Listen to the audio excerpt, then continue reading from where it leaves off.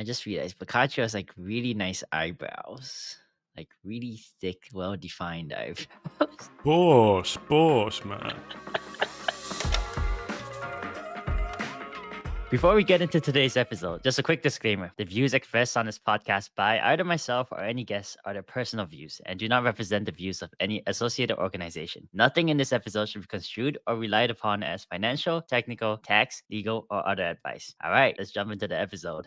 All right, guys, welcome back to another episode of Zero X Research. The Blockworks research team is back to bring you another analyst roundtable. Today is Monday, March 25th. This episode will be going out on Wednesday, March 27th, and we are joined by Brick and Boccaccio, fresh back from our Digital Asset Summit to jam on the latest market happenings.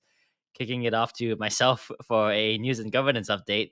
First things first, Polygon ZK EVM mainnet went down due to L1 reorgs. I think this is something that we've seen happen a little more recently, especially with blobs coming online. I think basically the thesis is that blobs basically increase the sort of validator like requirements just because they basically do make the blocks bigger.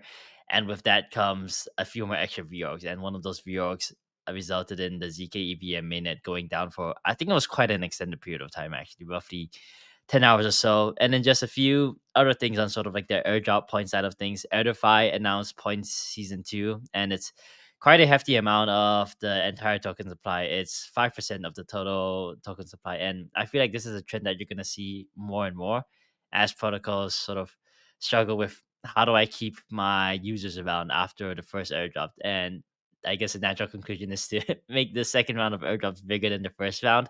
And similarly, Blast has distributed Blast Gold, but they basically distributed this not to users, but to Big Bang winners, which was sort of their ecosystem incubation slash hackathon competition, and to various mainnet devs. And I think that's just something that you're going to see more and more. You know, at the end of the day, you need both users and devs. It doesn't make sense that you just completely forget about devs in your whole like airdrop process. So yeah, any thoughts on any of those guys?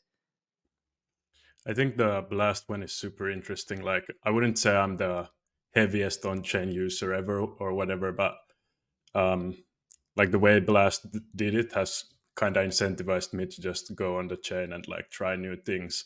And I think it was super cool that like yeah, protocols like got some incentives, but then what they decided to do, or if I've understood correctly, is that they just like redistribute them to like their users. So then you get like your kind of per protocol incentives, and like people are incentivized then to use kind of everything that's gotten like points or whatever you want to call them, because like once one project runs out, then people just go to the next one and like try those out. So it's like a great way to introduce the whole ecosystem, and yeah, been super interesting to like try everything out. Yeah, in the same vein, I saw for the first time hearing rumblings, I guess, of this L2 called Mode, which is built on the OP stack and is kind of like a little bit similar to Base, and they're doing a 5% airdrop of the total supply to early users, and there's different KPI milestones. So I think they just hit 200 mil of TVL. DCF God was actually the one who put this one on my radar, but I find that super interesting too, just because optimism DeFi is like mids at best. No offense. Like there's just not a ton to do over there. Like I either go to base or I'm not really using the OP stack much at all. So kind of keeping my eyes out for blast like I guess narratives in the OP stack ecosystem. All right. We got a few other news and governance updates. The first is more on the news side of things. It's Ethos, which is sort of a hybrid between Ethereum and Cosmos. Is sort of like a security coordination layer for Cosmos powered by ETH security, but they've secured $4.7 billion in stake commitments. And that's broken down as I think $2 billion from Edify, $1.2 billion from Renzo Protocol, 1 billion from Puffer, 400 million from Kelpen, 100 million from Swell. And I think you're just gonna see more and more news like these come out over the next few weeks or months. For example, I think Lagrange is another quote unquote ABS that got stake commitments to, and I'm sure there's like a huge amount of BD games happening behind the scenes as all of these ABSs go to all of these different LRTs or restaking protocols and basically say, hey, can you like commit your stake to us? Because, you know, at the end of the day, it's a nice, sexy number to see that your ABS is secured by like billions and billions of like assets. Something else on the governance side of things, Frax is proposing a fee switch. This goes pretty contrary to what they were doing in the past, especially with sort of the whole real world asset shift. If I'm not wrong, their entire goal was to not turn on a fee switch so that they would accrue sort of protocol revenue and bring Frax so that it's fully backed again. But this goes completely against that point. And, they have the Fraxel rollups. They want to reach some insane amount of TVL by the end of the year and have like also an insane amount of like roll-ups for like layer threes, but basically there's a lot happening, and I think many would argue probably too much happening there. So that's what's happening on Frax's front. And lastly, on the dYdX front, the proposal went through to stake 20 million dYdX tokens from the treasury with Stride, which I think is a pretty big win for Stride. Notably, I think though dYdX will not be auto compounding the sort of dYdX or the USDC rewards from staking liquid staking the Stride. Instead, they'll just be keeping sort of like the accrued rewards in the treasury. Whereas for normal liquid dYdX stakers, they would continuously compound the USDC rewards. But yeah, any thoughts on Frax, Ethos, or dYdX, guys? I mean, for Frax, I'm not that familiar with the whole ecosystem or the like application itself, but yeah, it seems that they're really announcing a lot of changes all the time and like trying to make things happen. But yeah, I guess the market really isn't, I don't know how to put it, believing them anymore, maybe, because like they introduce all of this stuff and then no reaction ever comes, which maybe is a good indication of like maybe they're focusing on too much or spreading like too thinly. Because I think Near had a similar problem at one point where like they were implementing a lot of stuff and announcing new things, but then a lot of things never materialized or got changed around a lot, and then it's hard to like create a clear picture of what your project or blockchain does. So yeah, I think it's interesting that they're like introducing all of these cool things, but at the same time, so you need to like execute at some point as well to, make things happen. Yeah, I don't think anybody's really that familiar with Frax since they keep launching something new every like 3 days. But I agree with Rick. I mean, it's just they're launching way too much stuff. Even though like I really like the Frax scheme and I love like I've I would read up a lot on them over like the past year, but now I'm kind of getting tired of it to the point that I feel like they're constantly launching something new, and I don't even think it's necessarily like narrative chasing. I think it's more so just that they don't necessarily know exactly where they want the product to go. And like Brick said, the market doesn't seem to like where they're planning on going. So I hope that they can somehow simplify it. And I mean, like to be honest, I maybe like focus on the L2 instead of the L3s first and then move from there. Yeah, but I think that's also a good like an indication of a lot of players maybe staking capital through Eigenlayer, but not really knowing what's happening or like what the narratives will be. And I think for a lot of people, like now it's just a default that like Eigenlayer will drop some kind of a token or through some like AVS, that being EigenDA, like drop a token and then it will do quite well. But my thesis is that like this stuff, let's say in the next 12 months, will be like so much bigger than anybody could imagine. Like it will just be engraved into pretty much everything regarding Ethereum. Yeah, I agree with Victor. I think you're gonna see like similar to like TVL wars, like every ABS is just gonna flex this like vanity metric of how much they come in when they have behind their ABS, and it's just gonna be sort of this measuring like a competition. And I think, yeah, like most users have no idea what they are sort of depositing or restaking into. I bet you if I asked like every single eigenlayer depositor out there, 80% of them probably wouldn't know what the acronym ABS stands for. Whether that's a problem, probably, but I also know Eigenlayer is like really aware of the situation and sort of like the risk that LRTs present to both like Eigenlayer and Ethereum as a whole, and sort of like the quote unquote like leverage that's being introduced through some of these like loop trades. And so, yeah, I think retail will continue. I have no idea what is happening. I do think that there'll be a lot more increased education in the space, either from Icon themselves or sort of like external third-party contributors. But yeah, I expect it to keep growing though. Yeah, but also gonna say that I feel that a lot of these LRTs are maybe a good addition to the game because many of them will be like trying to optimize how they allocate capital, and a lot of them are like adapting these like optimization models where they're trying to optimize for the best risk reward ratio, which probably is a better way to allocate capital than just having people like randomly throw in stuff into like different operators and AVSs. So yeah, I mean, I think those are pretty good for the industry overall.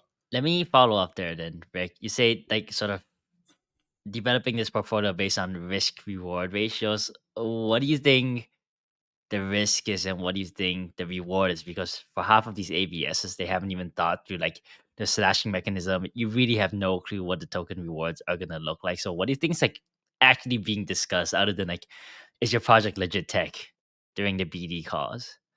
Yeah, I mean, it's gonna Gauntlet has at least one good like blog post about this, and they go through like their kind of risk reward model, and it's gonna be based on stuff like perceived risk and I guess historical performance of the AVSs. So to answer your question, like right now, I don't think it's possible because you don't, as you said, like if you don't know the slashing conditions, you can't like optimize the model in the way you should, and it's impossible to say. So I think, yeah, that's actually a good point. Like a lot of people maybe don't realize that the first, I don't know, a few weeks will be the riskiest for when a new like AVS launches because you simply don't have any historical data to go off. And also like one maybe big factor that people don't really think about is that like it's impossible to really define the risk, or like you kind of have to, you know, estimate something and like to be able to, I guess, put it into a model. So yeah, you can't be perfect with it, but I'd still argue that it's much better than just like randomly picking out AVSs or like securing as many as you can with your capital. I've got a dumb question for you guys too. So if you went to withdraw what you deposited in Eigenlayer, let's say you deposited Steth and they unwrap it, when you go to withdraw that, can you just withdraw it in ETH, or are you withdrawing it in Steth? Like, I'm just trying to think through, because I've been saying since the beginning, I just see the main risk here being the peg of these LRTs to the underlying ETH, given how many layers of leverage you kind of have on top. And I could see that being a problem where they depeg 20, 30, 40 cents off the dollar. So what does that process look like? Like, are you actually withdrawing Steth no matter what, or do you get out ETH? Like, Yeah, you withdraw the liquid token, the liquid stake token. So if you do stake ETH, you withdraw stake ETH, but it takes 7 days. It's not like oh, can I just have it now? It's like block to block. So I don't know how many blocks exactly, but when I withdrew, it was 7 days. Okay, I think there's some differences between how like projects implement this, but at least a few I've looked at is like you deposit Steth into the LRT project, and then the project itself like goes and unstakes the Steth like you would normally do. So then you just you're holding basically ETH, and then you first stake that natively and then restake it through Eigenlayer, and then the LRT project just like gives you back their LRT derivative. Yeah, if we have different answers on that question, then I'm pretty sure retail has no clue what they're gonna get back when they eventually withdraw to you. But all right, we're gonna move on to a quick word from Squid, thanks to our fantastic sponsor, dYdX. All right, guys, for this week's dYdX segment, we have Big, co-founder from Squid Virgo. Thanks for coming on, Big. Hey, thanks for having me, guys. All right, I'm gonna dive right into it. I feel like I'm seeing Squid Router more and more lately when interacting with various stab front ends. Can you explain what Squid Router is and how Axelar fits in, perhaps, as a starting point? Yeah, sure. So Squid is a cross-chain swap protocol. We let you get any asset on one chain to any asset on another in under 20 seconds. And this all starts with Axelar, which is a think of it like an internet for blockchains. It's a network which connects every blockchain, and has a really nice decentralized way of doing it. It has 75 validators and they verify messages between chains. Once you have Axelar's network, you can build applications on top of it. And we thought the most useful application would be to allow you to have any asset in your wallet on any chain and interact with any application in one click. Because we think the superpower of crypto is that you can have really strong ownership. Like dYdX is a perfect example of this. They build an exchange that, instead of a centralized exchange where, say, FTX owns your money or doesn't own your money, as it turned out, you own your money and you can verify it. So people are really focusing on this ownership side of crypto, but the other superpower of crypto is interoperability, where you have an application and value that's associated with that application, and you can use it you can plug it into any other application, like seamlessly. This is a big lift up from the traditional finance world, say, where you have maybe some value in Argentina, where I am right now, and you wouldn't be able to use that in Australia.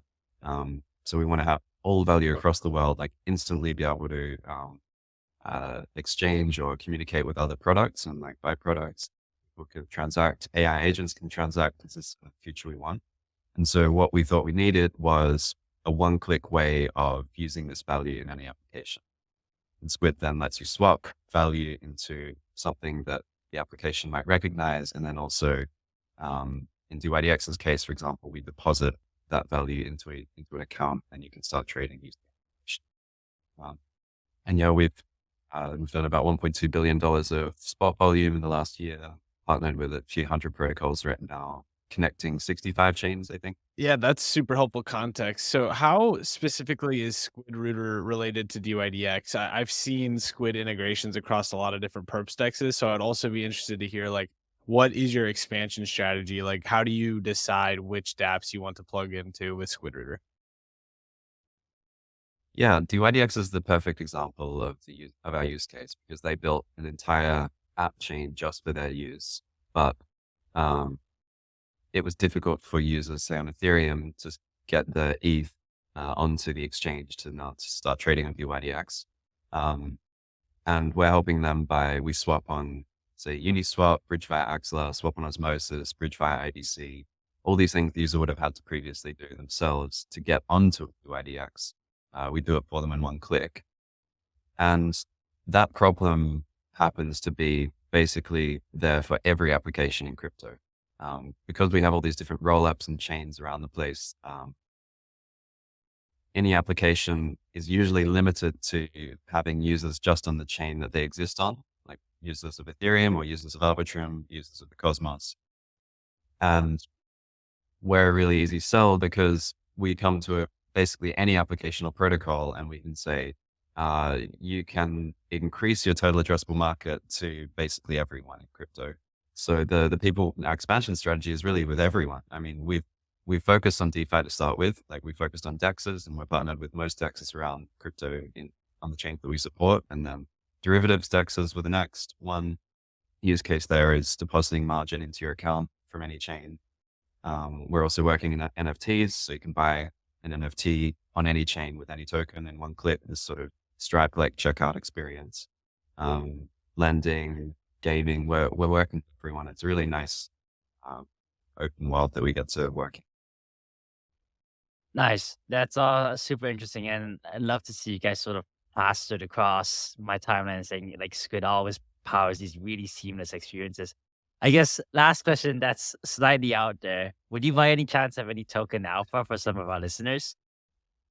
I can't confirm the existence or non-existence of a token. But I can, that the users, like the community, should get involved with our Discord and Twitter. And we're really proud of making everything fun. So we'll be coming out with some fun experiences soon, which everyone should engage with. One more quick question too. I know we only have like another minute here, but I noticed that there's V1 and V2. Do you mind diving into like what exactly the difference is between V1 and V2 of Squid Router? Yeah, totally.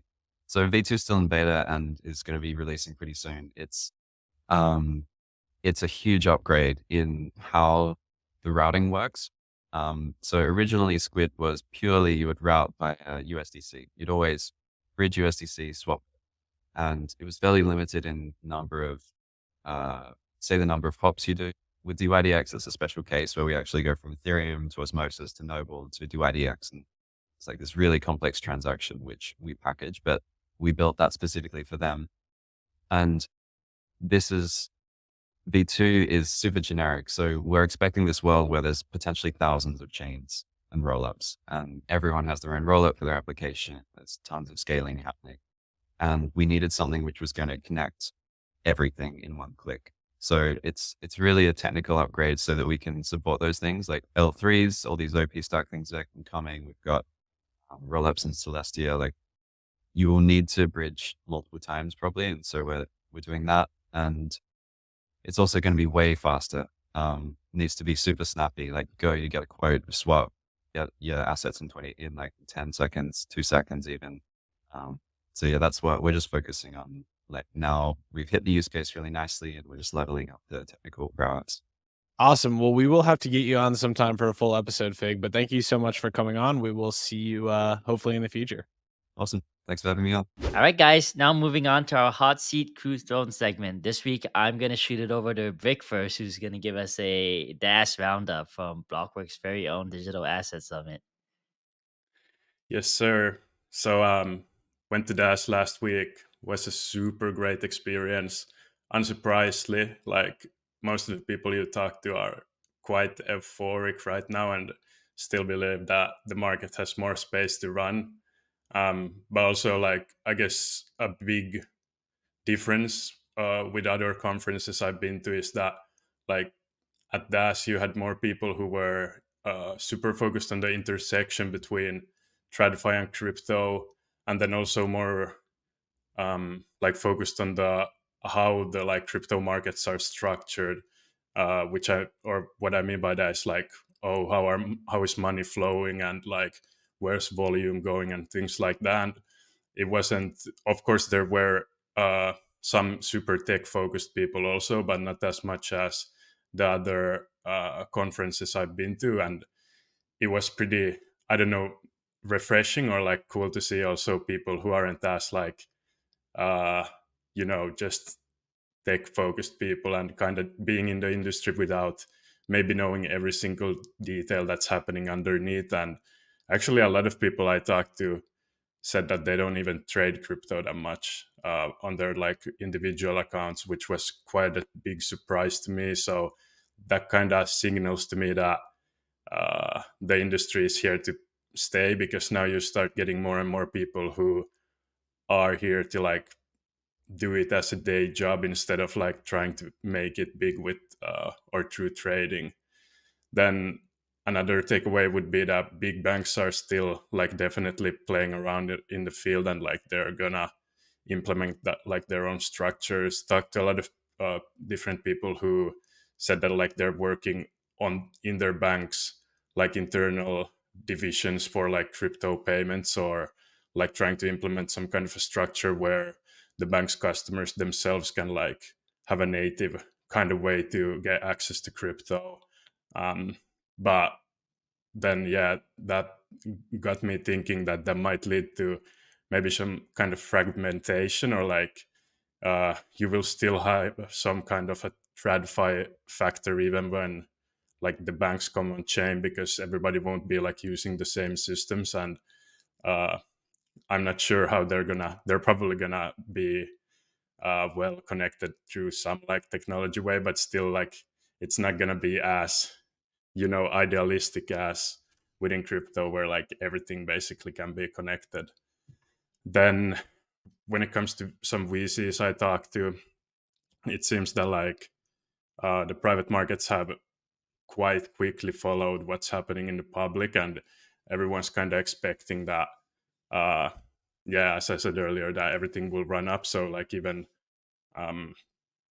like private rounds have gotten more expensive, and it's now harder than ever to kind of get into these private rounds, and that's how projects are able to like raise so much money. And a few VCs even said that they're not gonna like invest that heavily anymore because they feel that the market's overheating and they just want to take a like super long perspective, so they're gonna wait for like the next opportunity. Then also talk to some debt people, and their biggest concern was like, yeah, we already have some institutions here who do deals and like use these products, but it's still super small, which is why like the market is pretty inefficient from time to time. And like few big pain points there are that there aren't enough like TradFi like products yet. So like, or like these derivatives like interest rate swaps or like more complemented debt products, or of course they also exist to a certain degree, but it's like you can't access that capital or you can't access those projects yet as an institution.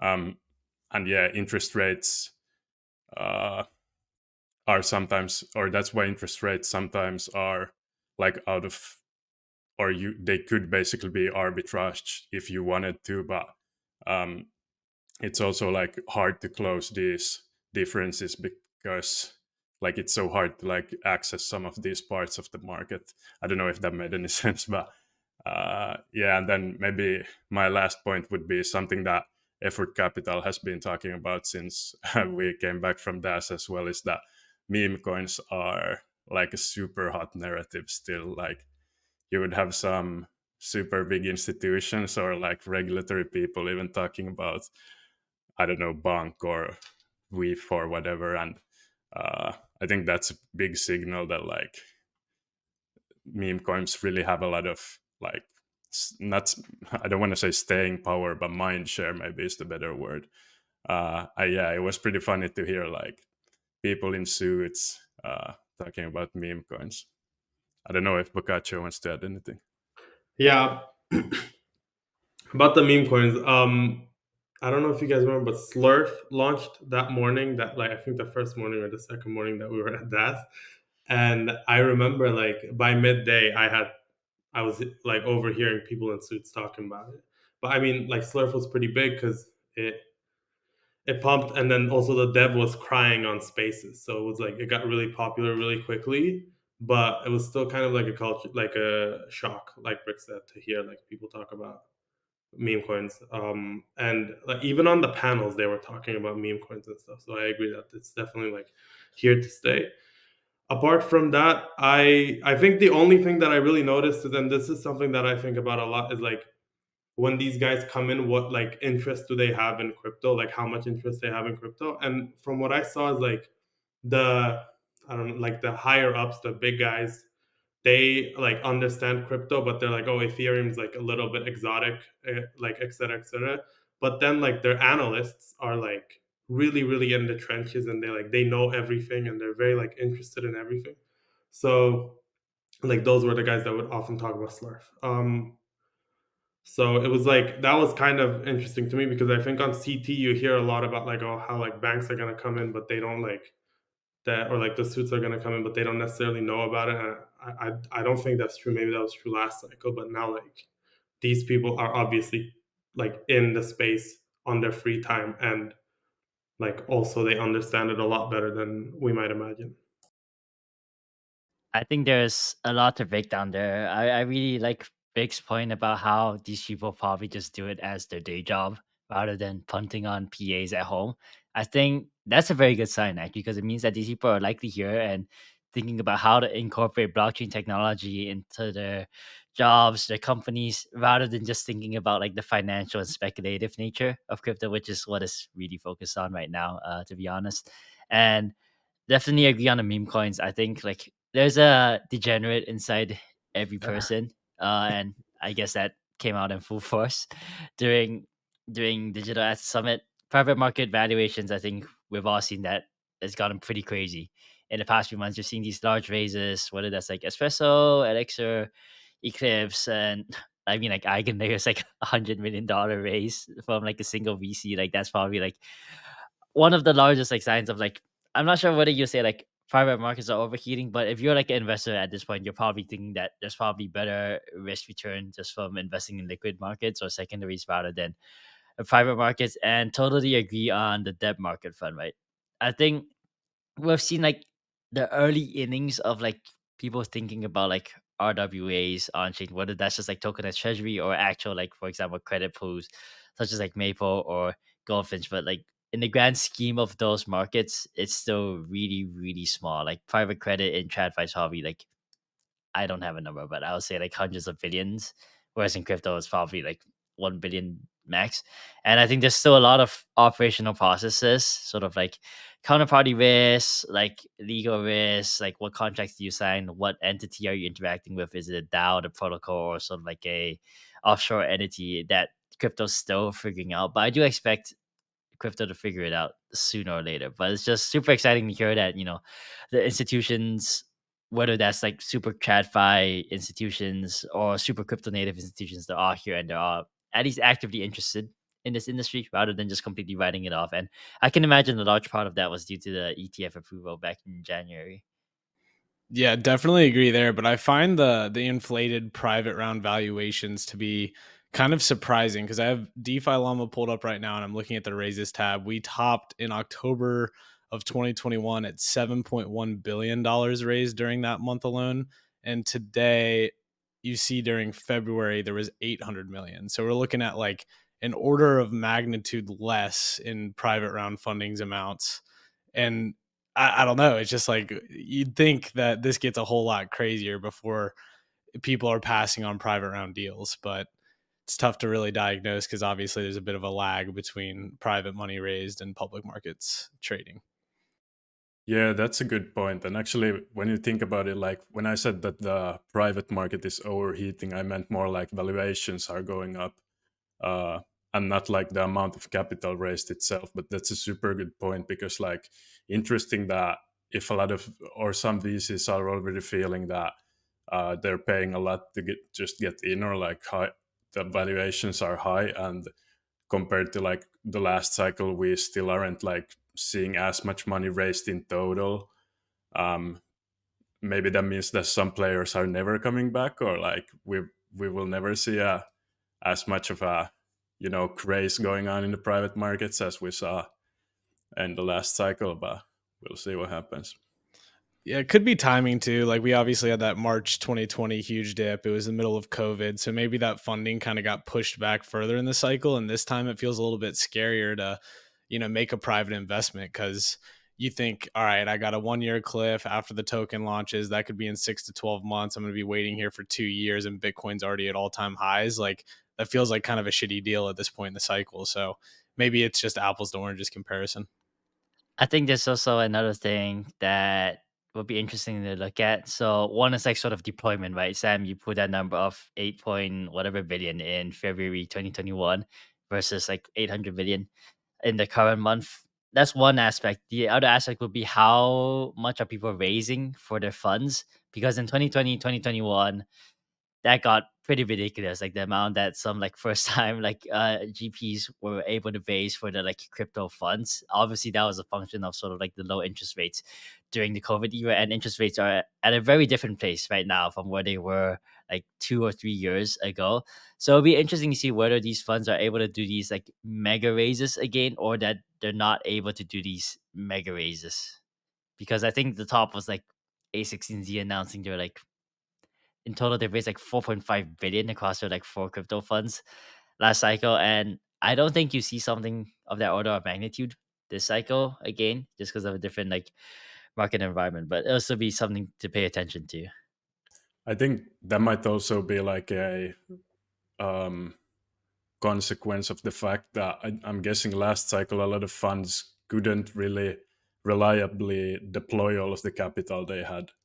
Like then you have to start doing some weird deals, and you're like inevitably gonna get burned on that stuff. So maybe I'm just guessing here, but maybe a lot of managers got a bit wiser on that sector and decided to, what, like I'm just gonna raise as much as I think I can reliably deploy and be happy with that. I don't know. I think it might just be we just haven't hit that VC FOMO yet, where they're like, "Oh, I have to have crypto investments." So I don't. I think it might just we're just not doing a left translated cycle like everybody's saying it is. It's just gonna get sillier and sillier. Is my take. I think another factor could also just be AI. like AI was not a thing in the COVID era.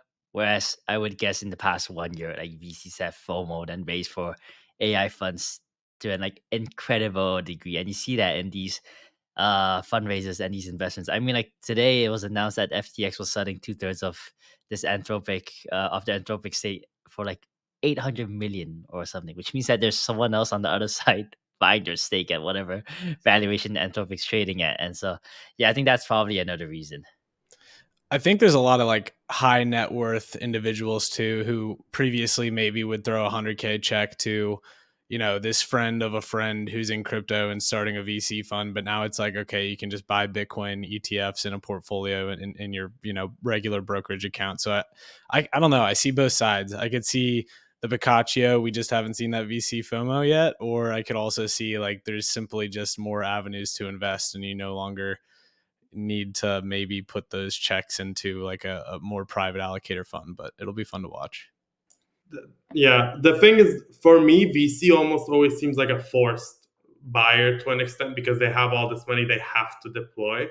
So I'm almost wondering if it's like, if it's just not that time yet where they have to start. Like they haven't, we're still, I don't want to say it because it's a bit of a meme, but I'm wondering if we're still relatively early in the cycle that they haven't had to like raise those funds and be like, oh, like I have to deploy this as well. And that's when you see like, because you see this with like not just fund, like VC funds, but also like chains where they're like, oh, like I have X amount of money, I have to throw it into some form of like program, some form of incentive thing. It's like that FOMO.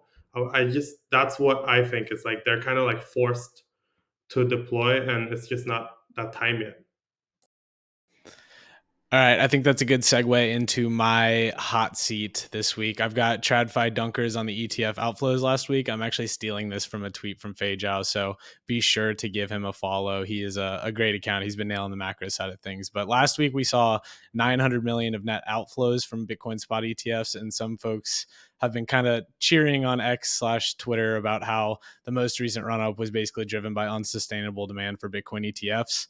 But as Fei Zhao likely or rightly pointed out, like what they kind of fail to realize is $2 billion of the net or of outflows were from GBTC, and no one on CT really understands how the Genesis bankruptcy proceedings are actually going. So that could be related potentially. And this also came during a week when a lot of people were very unsure how the FOMC meetings last week were going to go.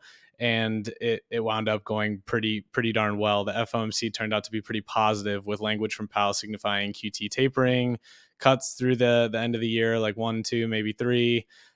So yeah, generally positive language from Powell, despite the more than hot inflation numbers we've been getting as of late. And today's Monday, the 25th, as we've said a few times, and the Coinbase premium returned, which is historically signified spot ETF inflows. So we'll see if that correlation holds up. But GBTC is down to about $20 billion of AUM. And you have like macro guys like Joseph Wang, who used to work at the Fed, who I personally follow pretty closely for macro signal, if you will. And he thinks that the global cutting cycle is just now starting, and he's predicting like positive price action across risk on asset classes.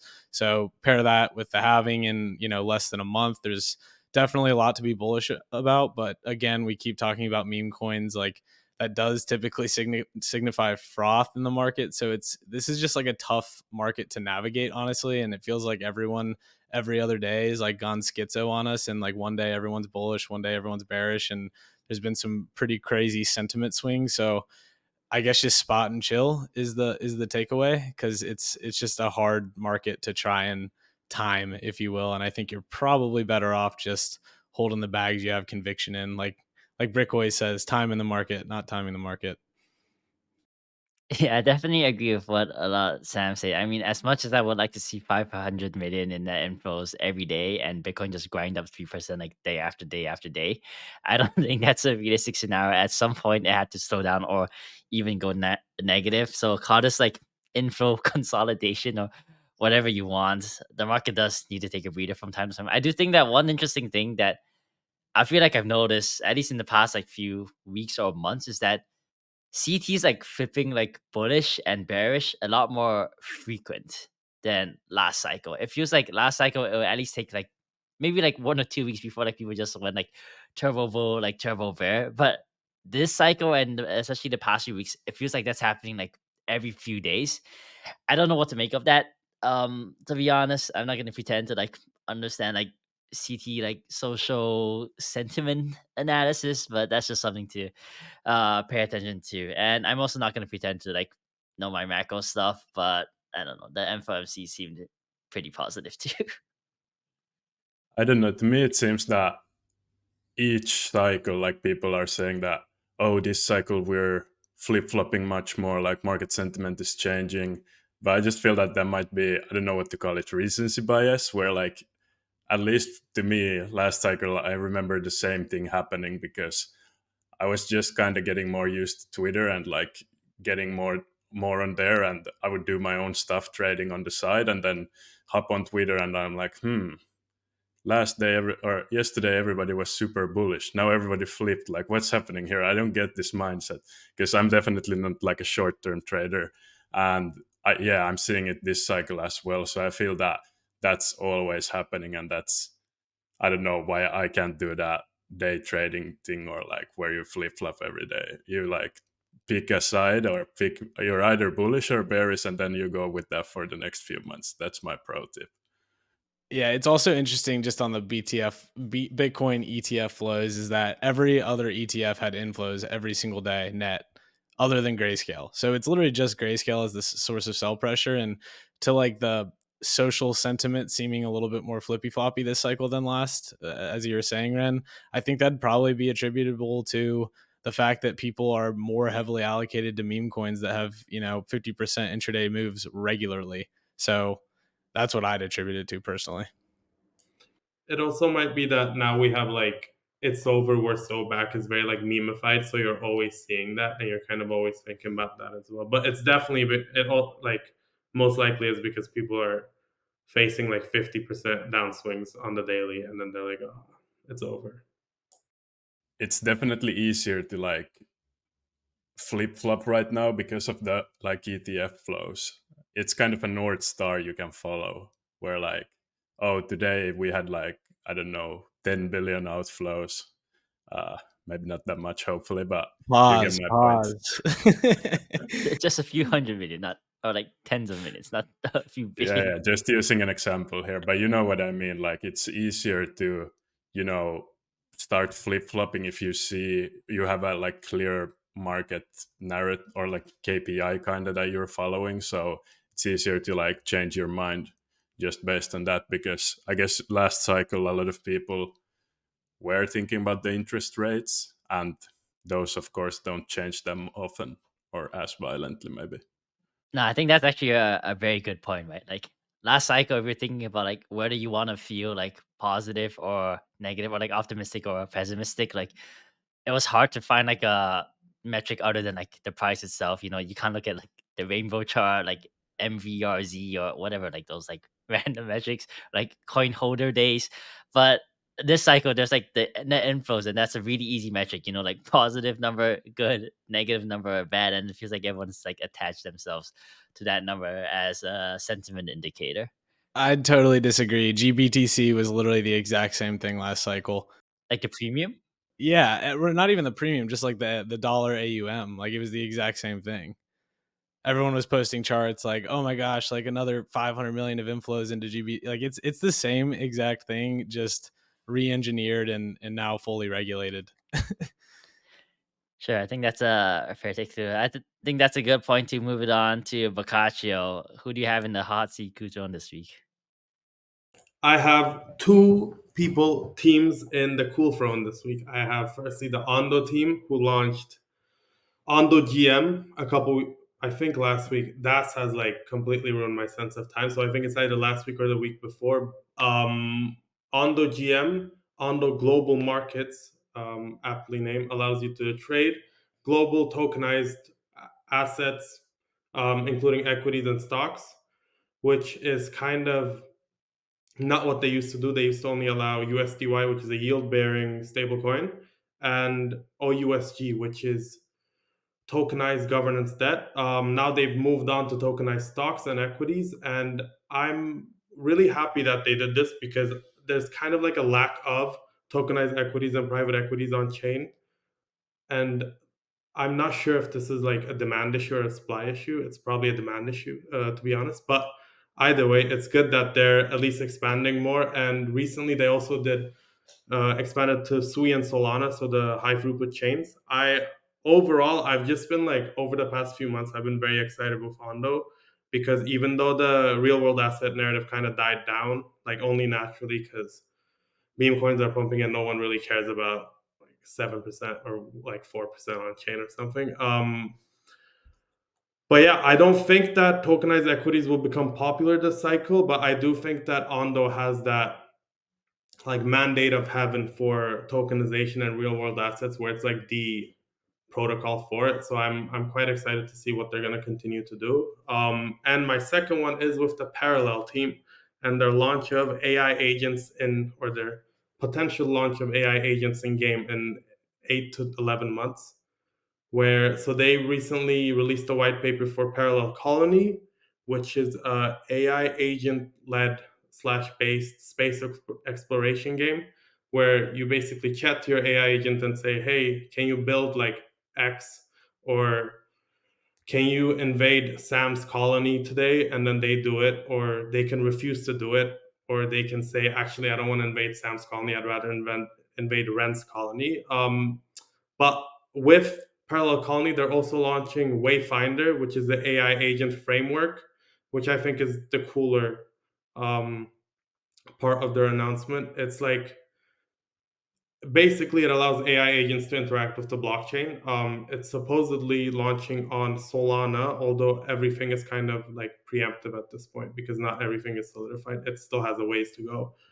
But overall, I'm quite excited, and they're meant to emit 45% of the Wayfinder token prompt, which is the name is undecided, to Prime ecosystem.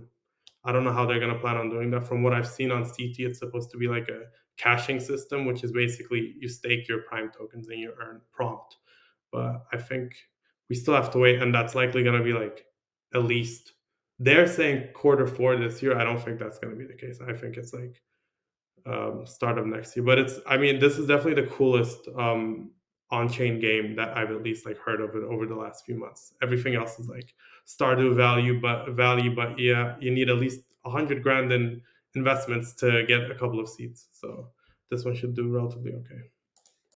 Kickstarting with Ondo, I do agree that like tokenized treasuries is probably just the largest use case today. But I do think like tokenized equities and just I'm not saying like tokenize everything, guys. Like definitely like not just like tokenize like every single Airbnb, tokenize like every like house, tokenize every like just random things and put it on the blockchain.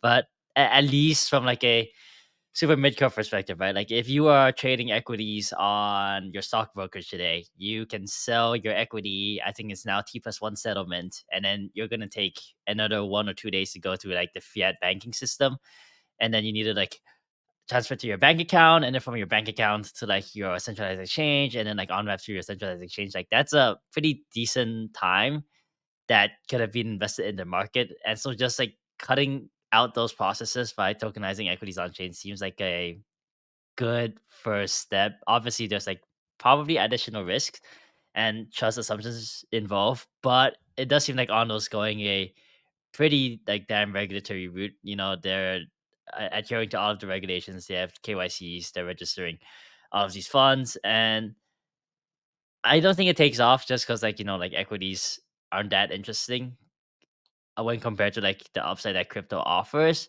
But in the long term, I think that's kind of the bull case of tokenization, right? Like crypto and more specifically like blockchain systems or blockchain technology reduces the settlement time, the friction to like trade between assets, and hopefully one day like offer permissionless access to all of these investment opportunities. Just because in the US it's easy, but in a lot of the other parts of the world, it can still be surprisingly hard to access like US equities, to be honest. Like even in developed countries.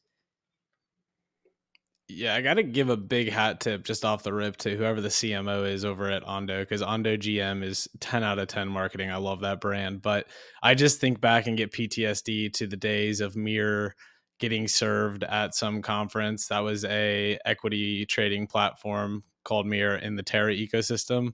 And then I also think too, Gains Network delisting equities specifically because of the regulatory risk. So I don't know if they're working with like a big fund like a BlackRock or some sorts to like go through all this, or how closely they're working with regulators. But like for me, I don't want to touch it just because of those risks.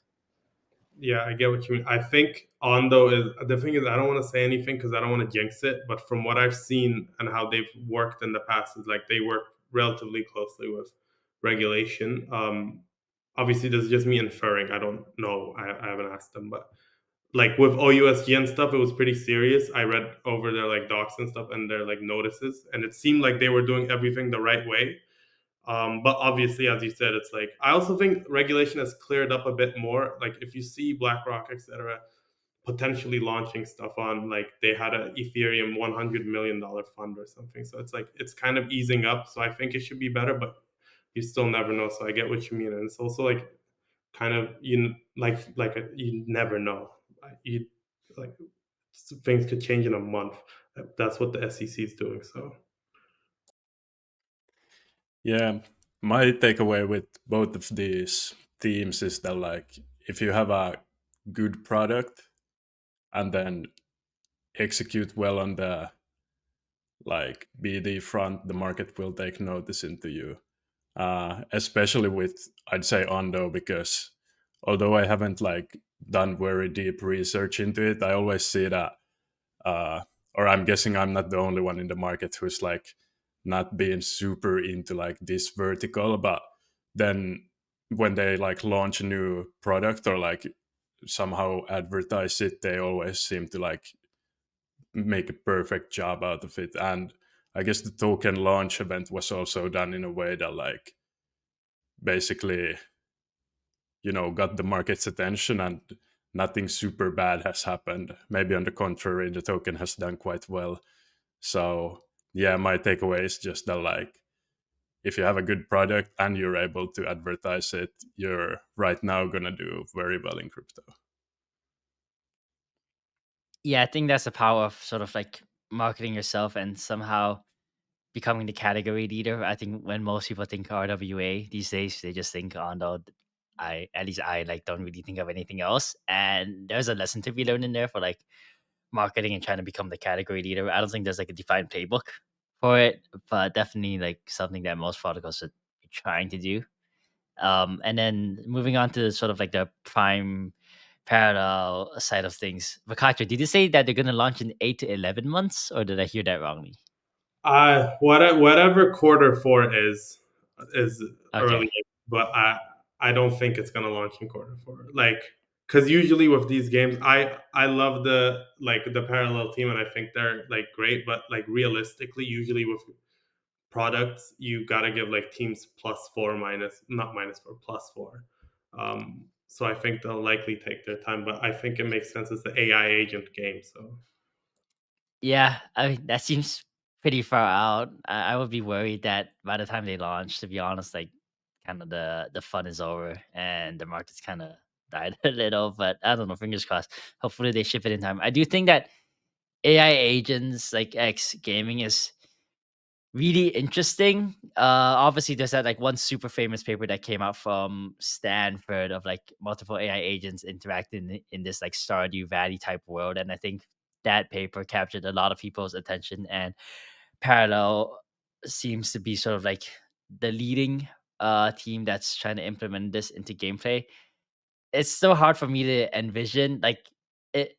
There's like two scenarios. Like one is like really bearish, like the AI agents like don't work, like they just keep on like not listening to you. You ask them like go build something, you're like, no, I'm kind of tired. I don't want to build it. And you're gonna be like, what is this? I'm trying to get you to do shit.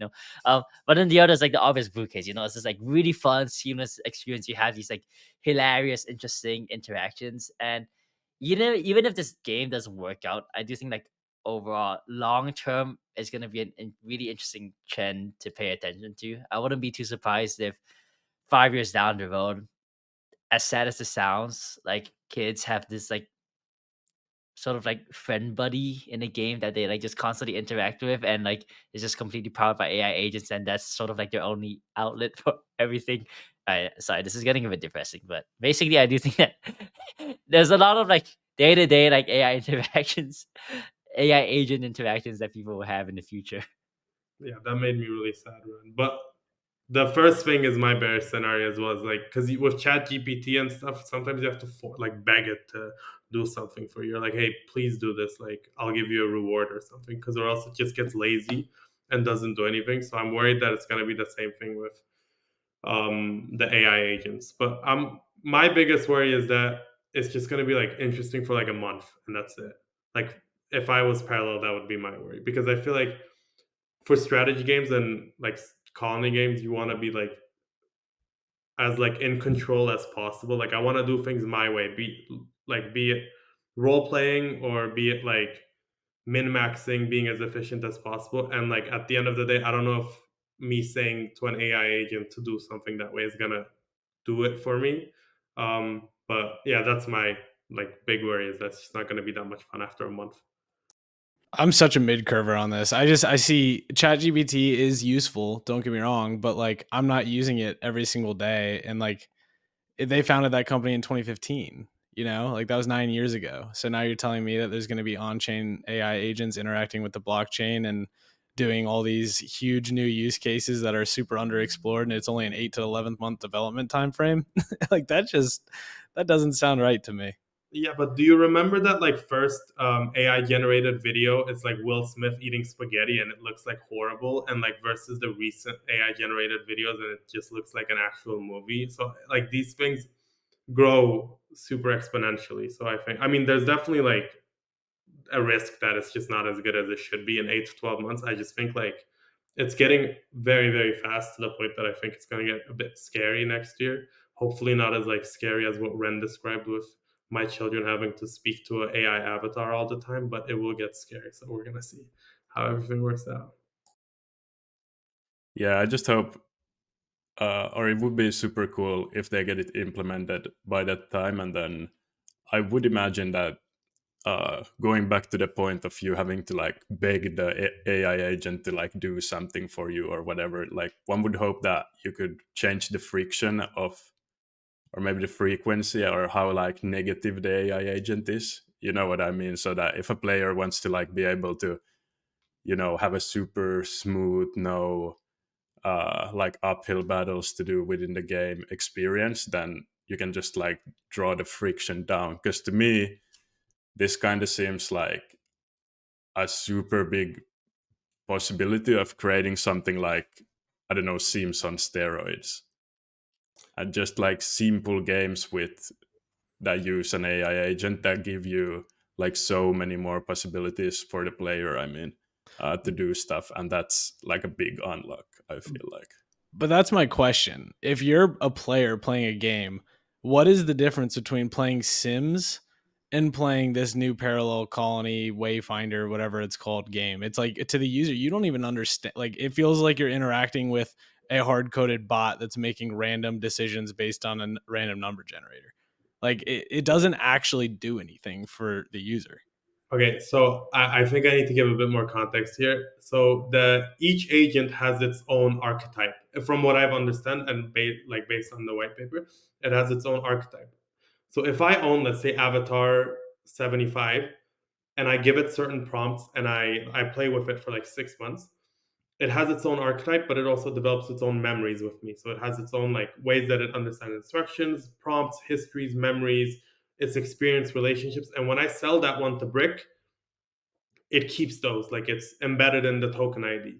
So that's like the benefit versus with Sims where it's like, and also, I mean, I don't know, like Sam, I don't know how to convince you of that, because it's like, to me, it's so clear that it's like completely different to Sims. And you're like, what if it's like Sims? I don't know. It could be. I'm not sure, but like, it's supposed to not be. It's like Chat GPT versus Google. What Chat GPT is like Google technically if you just Google stuff, but it's like also like quite different, in my opinion. Yeah, no, this conversation for the listeners is deeply rooted on our morning calls every morning at 9:32. I've been a bit of an AI naysayer, and it's likely because I don't have any bags. So I'm excited to see Boccaccio retire in 1.5 years off of his AI colony agent. You're just too old to get it. 27, man. That's like 40 in crypto terms. So yeah, you're probably right. But who else do we have left for the hot seat cool thrones? Ren, I think it's All just right, you. I got my last hot seat, but I'll make this fairly quick. So I got Base in the hot seat. Last week they ran into some pretty crazy fees. So post 44.4, I think most rollups saw a pretty significant decrease in transaction fees. Most of them were seeing sub 1 cent fees credit due. But then Base went super crazy due to increased demand for transactions and I guess block space. And their median gas fee spiked up to more than $1.5, which is probably higher than where it was pre 4844. But yeah, I think this happened for a few reasons. The lower fees likely resulted in this increase in demand, and also just like base season kind of really kicked off last week with DGen, Farcasa, all of these like meme coins. And for context, there was just one day where Base did a whopping $1.57 million in transaction fees, and they paid only $5,000 to post data to Ethereum in comparison to the other L2s, which I think probably made like less than 6 figs in transaction fees a day. Like it was really, really crazy that day. Um, but yeah, a lot of users were basically paying ridiculous amounts of transaction fees, and Coinbase Wallet also has a thing where that once you send a transaction, you aren't able to replace the same transaction with the same nonce with a higher transaction fee. So you're kind of just left waiting for transaction fees to come down and your transaction to eventually go through. So Jesse from the base team and a lot of other people on Twitter were super cognizant of this issue. And it basically boils down to that we've sort of scaled the DA side partially. And now we're running into this like problem of execution because the L2 execution fee was the component that was really high. Um, so Base is working on a few things. Right now, their gas target is relatively low. It's around 2.5 M gas per second, and Base is basically at its current target capacity, which it can support, and that's kind of determined basically by its node infrastructure and sequencer.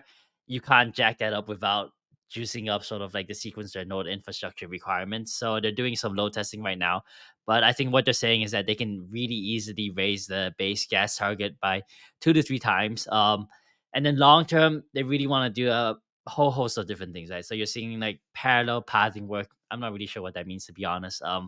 But hopefully that helps them achieve a medium term goal of 400xing the gas limit. But obviously that comes with higher DA posting costs, and I don't know what medium term is. For clarity, it could be like 2 years, it could be 10 years. But yeah. And there's also other things to consider, right? If you're increasing throughput, it leads to a faster rate of state growth, and it's still early days, right? I think the EVM has historically been a relatively constrained execution environment, and that's kind of showed for at least only for one day for Base. And you're seeing all of these like EVM compatible parallel execution blockchains, whether that's like say Monad or an L2 that such as like Eclipse that uses the SVM. But I think one question that I'm interested to see is like, obviously, like something will always be the bottleneck, but what will be the bottleneck after execution in it? Would it go back to like DA? Would it go back to something else? Would it just go back to, for example, like shit, like hardware can't deal with whatever you want to expect from a blockchain? I don't have a complete take on how to move on from here other than just like increasing gas limits, make the blocks bigger in the short term. But it'll be interesting to see how L2 sort of tackle this, especially if they want to eventually have a decentralized sequencer set that doesn't have like insanely high hardware requirements. Yeah, the only thing I would add here is I think Base should be in the cool throne, honestly. Not a hot seat. Like, yes, like unfortunately the EVM's like constraints and in terms of execution and transaction fees is on the hot seat, but at the end of the day, it's pretty crazy how quickly activity over there is growing and that there's actual demand from people to go over there and try some stuff. And I know a lot of people have been shilling Friend Tech because they were on there early. They own a lot of keys and points are coming and there's a lot of funny memes around it. So that's something that's a catalyst. And then you've got DGen and other meme coins definitely like exploding today. Hopefully that lasts through Wednesday when this airs. But you see the TVL grow from, 0 to 1 billion. It took a very long amount of time. I see you have this written down here, and it was 203 days. And then to get from 1 billion to 2, it was only 23 days, which is just mind-boggling growth, to be honest. So definitely a big fan of Base. Yeah, I agree. It's like this is a good problem to have versus like if your chain goes down and people don't realize it for 10 hours, like this is like what you want is like people complaining that its fees are too high. But the Westy might get really upset with me, but I feel like it'll be DA costs next if they fix this. It will be the issue because from what I understand, with my limited understanding of Ethereum, is that next, like what they implemented 4844 is good for DA, but it's not like it doesn't actually do anything. It's just like the precursor to doing stuff. And then in 2 years they're gonna do dank sharding, which is when you actually fix DA costs. So yeah. But yeah, to echo what Sam said, I don't think Base should be in the hot seat. Probably just maybe like the EVM should be in the hot seat. Base has been on an absolute flyer. I think Jesse has been quite literally relentless, right? That guy is like just a force by his own, and the amount that he's contributed to the growth and development of that ecosystem is just tremendous, right? This guy is in the Telegram chats, this guy's in the Discords. He's just like on a complete insane like BD and ecosystem growth grind, and it's been really, really impressive to watch. Like the amount of work that he's done in order to building out Base. And sure, like a lot of it is speculative right now. You have all of these meme coins, but one, like the culture he's built up. I mean, like meme coin aping is still culture at the end of the day. It's pretty impressive. And two, I do think that you are gonna see a relatively sort of surprising amount of actually interesting apps, whether interesting in the sense of like it's a new use case or interesting in the sense of like it's a use case that actually makes sense for like the 7 billion human beings out there rather than like the 100,000 on-chain users today. So I mean, all the best Space. I really hope they sort of make this like Coinbase's L2 like vision play out, right? Especially considering they have 114 million verified users.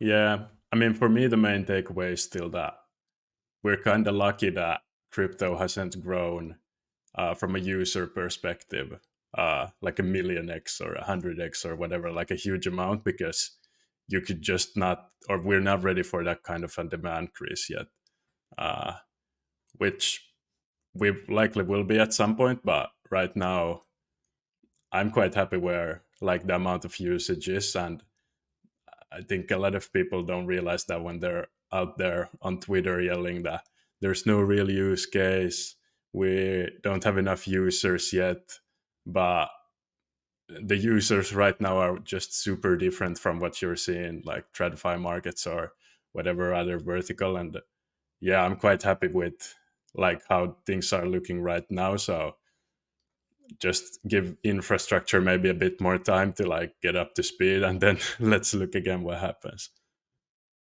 Yeah, you don't want 10 million users on the blockchain right now. I think you have like a 0.1% success rate in landing your transaction in like 1 hour. It'll be just completely broken. But I think that's a good point to close out for this week. So, Vic Boccaccio, thank you so much for coming on. Thanks for having us. See you guys.